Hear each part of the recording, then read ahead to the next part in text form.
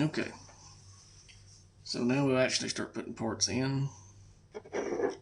So what I like to do, oh, and something I forgot to mention earlier, when you're ordering your parts, if you get to a point where you really want to start building a lot of pedals, the more parts you order, especially from like Mauser and DigiKey, the cheaper the price is. So, like 10K resistors, I order those at 100 to 500 at a time now, and I'm getting them for like fractions of a penny.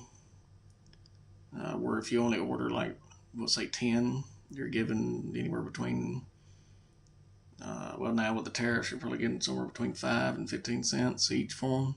Where before you were given, 0.01 cents. So keep that in mind too. So anyway, we're going to start here. It's pretty easy to follow along. You look at your parts list that you printed out or have on your computer.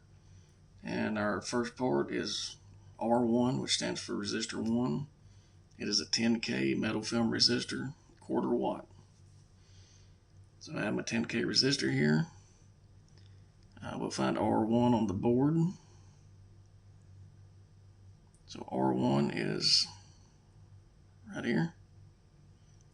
So we're going to take our resistor. We're going to go ahead and bend the legs on it. Something close to that. So we'll take that.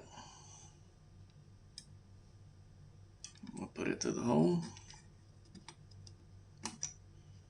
And we're in. These resistors, they have stripes on them. The stripes actually tell you the resistance and everything for your resistor.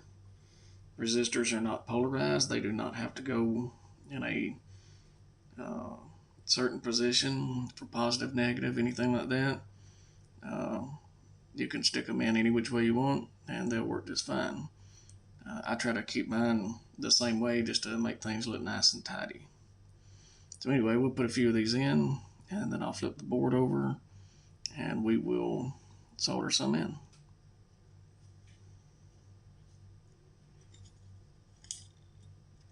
It's going to be kind of boring for a minute because you're literally just going to be watching me poke resistors in the holes. So we just put R7 in. Now we're going for R9. And these boards actually have the resistors printed, or the number printed on the board. I start with resistors first because those are the things that sit closest to the board. And if I need to use some kind of foam backing or something on it for when I flip it over to keep my resistors in place while I'm soldering those, I can do that. And it also makes it to where I'm not trying to reach around electrolytic caps and such. Let's see, now we're looking for R11. Sometimes it takes a minute to find them. The more stuff you put in, though, the easier it's going to get to find them because you're going to be running out of spaces to put stuff. So it makes everything pretty easy. So when you put those in, they should be centered. They should pretty much drop right in. So we've got 4 in there now. So what I'm going to do, I'm going to hold my resistor. And on the back side, I'm going to take and spread the legs out a little bit just to keep them in there.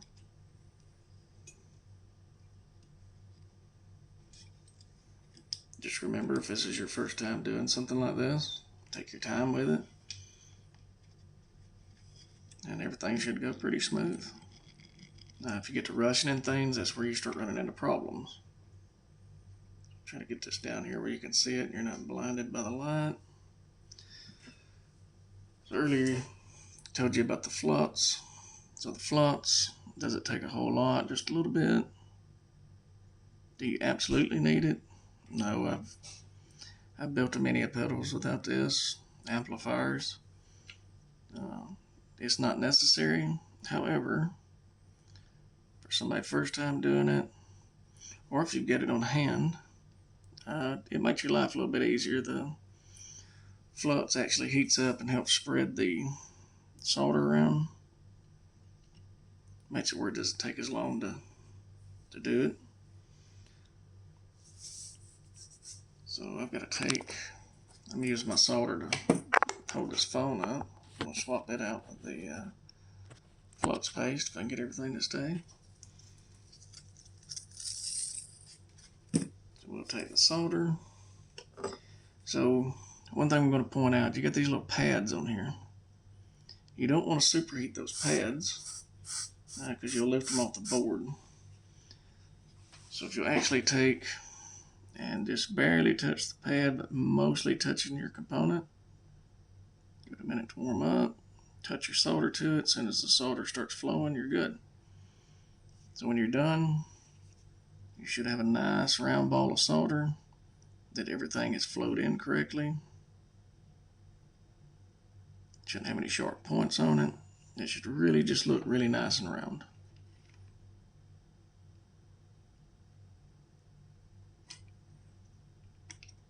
Depending on what solder iron you use, is it going to heat up this fast? Probably not. And that's a good thing if it's your first time building, because if it heats up too fast or your solder iron's too hot, you're going to damage the board. And you don't want to do that.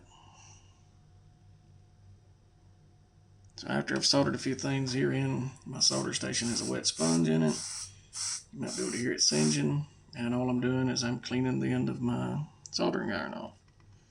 Clean soldering iron is very important.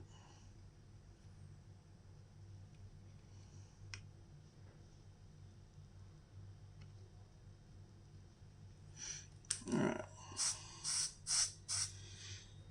So we have got those. Clean my soldering iron off. Those little snips I showed you earlier. These are where these come in. You come in, cut your legs off right there, top of your solder.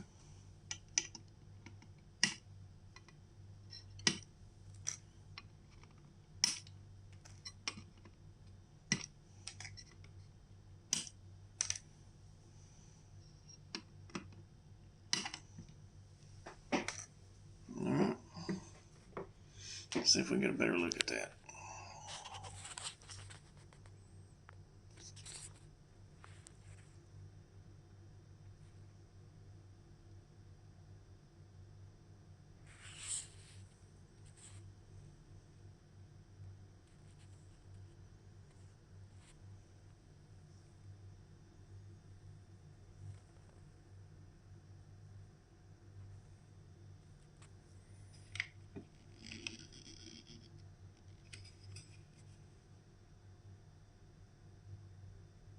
You can see the clear stuff there, that's the flux.